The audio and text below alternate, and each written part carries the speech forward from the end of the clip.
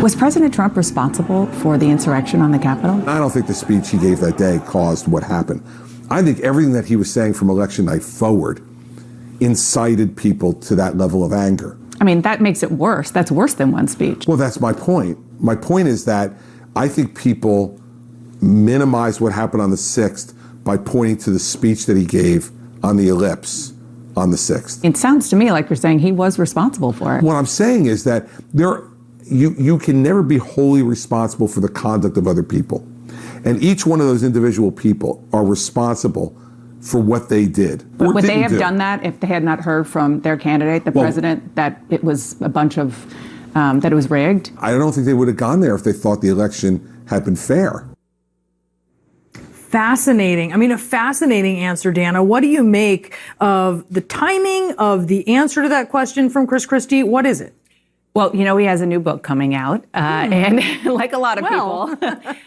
You know, the fact that we're discussing this at all today shows how incredibly low the bar is politically in this country for Republicans, for Democrats, for the corporate structure, whatever it is that you want to name. The bar is just cartoonishly low. What's going on, everybody? It's Jackson White, co-founder and chief of content at Politiscope, and thank you for tuning in to TYT today.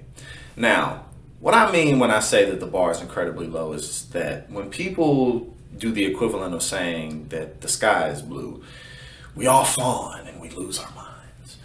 You know, Chris Christie saying that, yeah, Trump had a huge part to do with this. The fact that from the moment that he went into office, he was just line and line and line and line. And that is, it looked like he was probably going to lose the election. He started to set the stage for, no, I didn't actually lose. Everybody cheated. And then on and on, what have you, all the way to the point where people still today are, you know, riding on, you know, Trump winning 2020.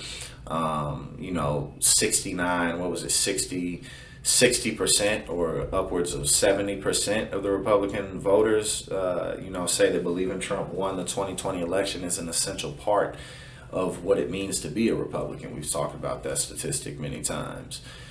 So yeah, obviously Trump had a huge part to do, a huge deal to do with it. But again, what we always talk about, which is what's most important, is policy. Policy, because if Trump wasn't a lunatic and a complete just clown, then people like Chris Christie or Gonzalez or pretty much any Republican wouldn't have much of an issue with him, because when it comes to policy, different types of deregulation policy, cutting taxes for the ultra wealthy, the typical things that the Republican Party does, what they're all about.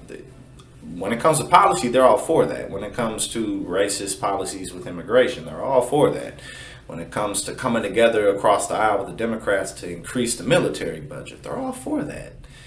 When it comes to keeping private competition in our healthcare system, keeping profit at the root of our healthcare system, they're all for that. So again, we get all caught up in the rhetoric because it's like Chris Christie. Now, keep in mind, I live in Jersey. I'm from St. Louis. But, when Chris Christie was governor, he was literally the most unpopular governor in the country. And he didn't give a damn.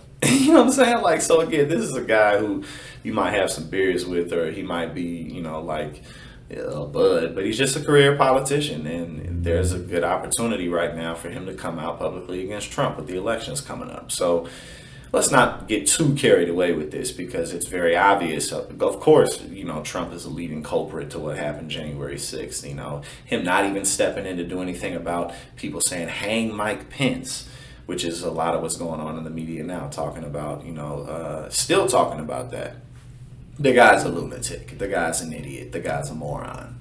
So it'll be interesting to see how Chris Christie's book does and what all he talks about in it. So I'm sure that we'll discuss that whenever it's released.